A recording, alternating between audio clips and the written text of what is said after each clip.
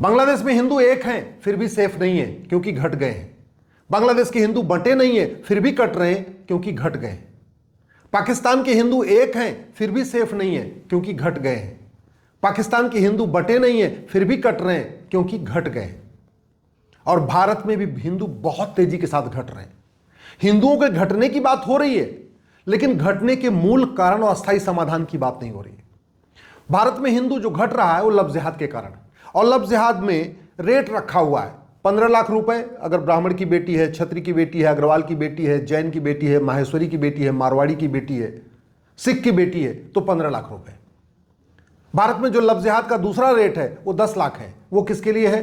वो जाट की बेटी हो, गुजर की बेटी हो, यादव की बेटी हो, पटेल की बेटी हो तो 10 लाख रुपए। अगर वो दलित की बेटी है, पासवान की बेटी है, सरोज की बेटी है, हरिजन की बेटी है, जाटों की बेटी है तो 5 लाख रुपए। तो ये जो लव जिहाद का रेट रखा हुआ है 10 लाख, 15 लाख, 5 लाख, ये पैसा कहां से आ रहा है कभी इसके ऊपर चर्चा नहीं हो रही। और जब तक फंडिंग नहीं बंद होगी, जब तक ये जो पैसा आ रहा है ये नहीं रुकेगा, तब तक लव जिहाद नहीं रुकेगा। ऐसे ही जो हम भारत में घट रहे हैं उसका एक बड़ा कारण है घुसपैठ। तो घुसपैठियों को 2 से 3 लाख रुपए मिलता है भारत में आने के लिए, भारत में रहने के लिए। वो पैसा कहां से आ रहा है इसके ऊपर भी बात नहीं हो रही है। तीसरा घटने का कारण है धर्मांतरण। धर्मांतरण का भी रेट रखा हुआ है कि प्रति व्यक्ति 1 लाख रुपए मिल रहा है। यानी किसी परिवार में 5 आदमी हैं और उस परिवार को कन्वर्ट कर दिया तो 5 लाख रुपए मिल गए। किसी परिवार में 8 लाख रुपए हैं, 8 व्यक्ति हैं, उस परिवार को कन्वर्ट कर दिया तो 8 लाख रुपए मिल गए। और आपको जान के आश्चर्य होगा कि भारत में जनसंख्या विस्फोट की फंडिंग हो रही है। अगर तीसरा बच्चा जो पैदा करेगा, चौथा बच्चा पैदा करेगा, 5वां बच्चा पैदा करेगा, हर 2 से ज्यादा बच्चा पैदा करने पे 2 से 3 लाख रुपए मिल रहा है। यानी किसी ने 5 बच्चा पैदा कर दिया तो उसका 6 लाख रुपए की कमाई होगी, क्योंकि 2 बच्चे तक तो ठीक है, जो तीसरा, चौथा, 5वां, 6वां करेगा उसको हर बच्चे 2-2 लाख रुपए मिल रहा है। सवाल बनता है ये पैसा कहां से आ रहा है? खेत में तो पैसा पैदा नहीं होता, पेड़ पे तो पैसा पैदा नहीं होता। तो भारत में डेमोग्राफी बदलने के लिए पैसा आ कहां से रहा है? तो सबसे बड़ा जो मेजर जो चंक आ रहा है वो हलाल इकोनॉमी से आ रहा है। और भारत में हलाल इकोनॉमी लगभग 50,000 करोड़ की हो चुकी है। दुर्भाग्य देखिए, हलाल को बैन करने पे न लोकसभा में चर्चा हो रही, न राज्यसभा में चर्चा हो रही, न सुप्रीम कोर्ट में चर्चा हो रही, न विधानसभाओं में चर्चा हो रही। केवल उत्तर प्रदेश की विधानसभा में उत्तर प्रदेश की सरकार ने हलाल को बैन करने के लिए कदम उठाए, बाकी किसी भी राज्य सरकार ने हलाल को बैन नहीं किया। जब इस देश में सरकारी संस्थाएं हैं जो सर्टिफिकेशन देती हैं, आपके पास ISI है, आपके पास FSI है, और भी संस्थाएं हैं सर्टिफिकेशन के लिए, फिर हलाल सर्टिफिकेशन क्यों चाहिए? ये हलाल सर्टिफिकेशन से जो पैसा आ रहा है ये लव जिहाद पे ऊपर खर्च हो रहा है, लैंड जिहाद के ऊपर खर्च हो रहा है, घुसपैठ जिहाद पे खर्च हो रहा है, धर्मांतरण जिहाद पे खर्च हो रहा है, जनसंख्या जिहाद पे खर्च हो रहा है। दूसरा पैसा कहां से आ रहा है? वो आ रहा है कानून के जरिए। 2010 में कांग्रेस ने यह कानून FCRA बनाया इसी काम के लिए था।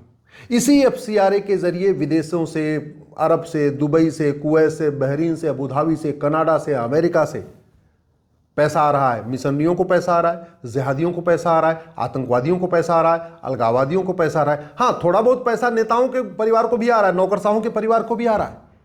जो नेता नौकरशाह के परिवार NGO बना के बैठे हैं उनको थोड़ा बहुत उनको भी मिल जा रहा है। लेकिन FCRA से आने वाला 90% पैसा भारत को बर्बाद करने पे खर्च किया जाता है। तो जब तक ये कानून है तब तक फंडिंग नहीं रुकेगी। फंडिंग नहीं रुकेगी तो लव जिहाद, लैंड जिहाद, ड्रग, घुसपैठ जिहाद, धर्मांतरण जिहाद, जनसंख्या जिहाद नहीं रुकेगी।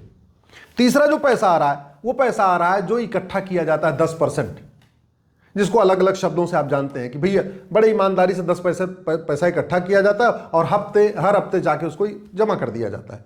उस पैसे से फंडिंग हो रही है। चलो उसको तो नहीं रोक सकते, आदमी अपना 10% दान कर रहा है, आप उसको नहीं रोक सकते, लेकिन आप हलाल को तो रोक सकते हैं। आप इस FCRA कानून को तो खत्म कर सकते हैं।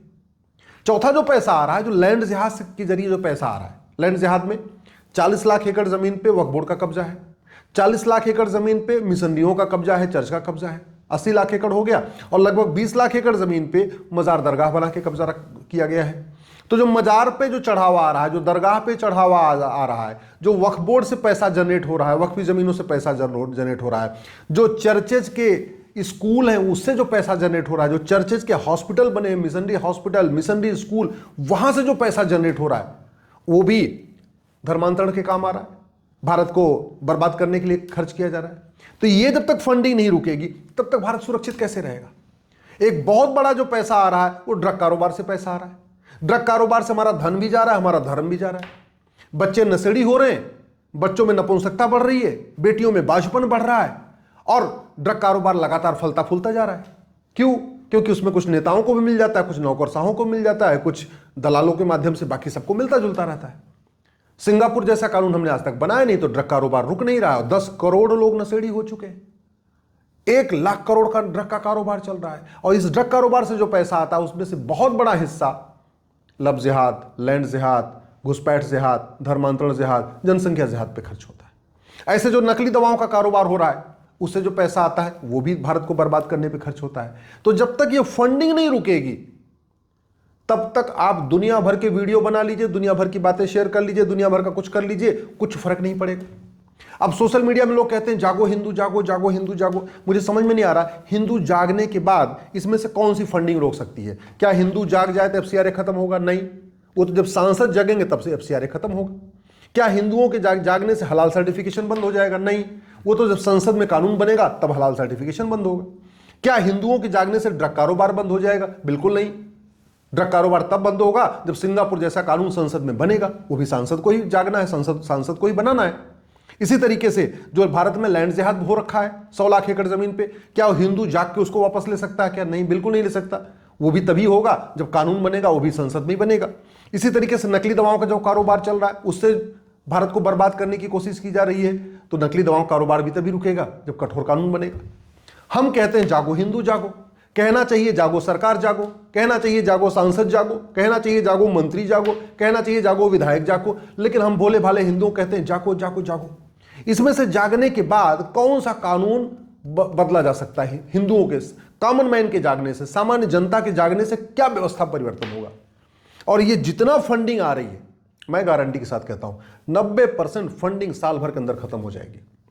और फंडिंग खत्म हो गई, देश सुरक्षित हो जाएगा।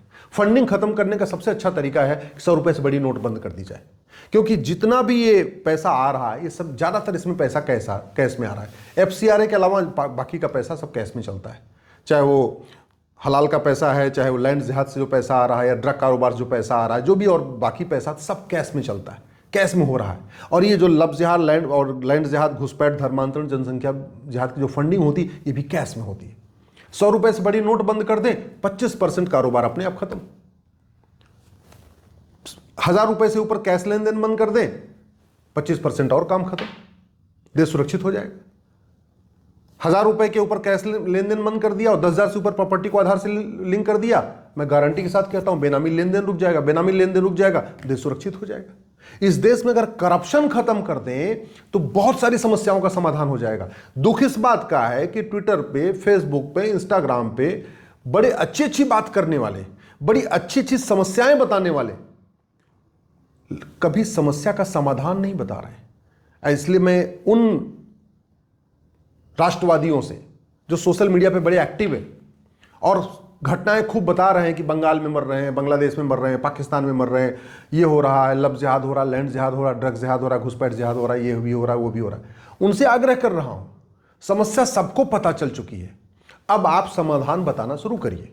अब आप संबंधित सांसद को टैग करके ट्वीट करना शुरू करिए, संबंधित मंत्री को टैग करके ट्वीट करिए।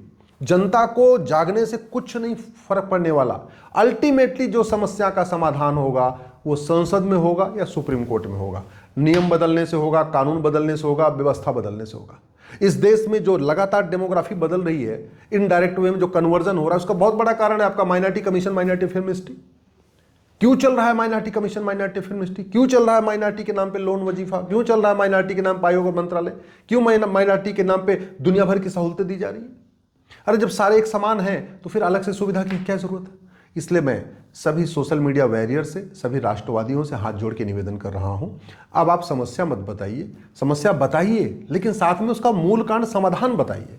समस्या पे चर्चा करके लोगों को समस्या बता बता के एक ढेले भर की समस्या खत्म नहीं होगी। समाधान जो होना है वो संसद से होना है, सुप्रीम कोर्ट से होना है। समाधान तभी होगा जब सांसद वहां आवाज उठाएंगे, मंत्री वहां आवाज उठाएंगे, तब समाधान होगा।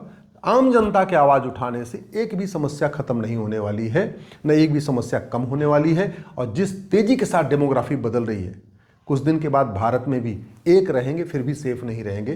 कुछ दिन के बाद भारत में बटेंगे नहीं फिर भी कटेंगे। जैसे बांग्लादेश में बटे नहीं हैं फिर भी कट रहे हैं, एक हैं फिर भी सेफ नहीं है। पाकिस्तान में बटे नहीं हैं फिर भी कट रहे हैं, पाकिस्तान में एक है फिर भी सेफ नहीं है, क्योंकि वहाँ घट गए।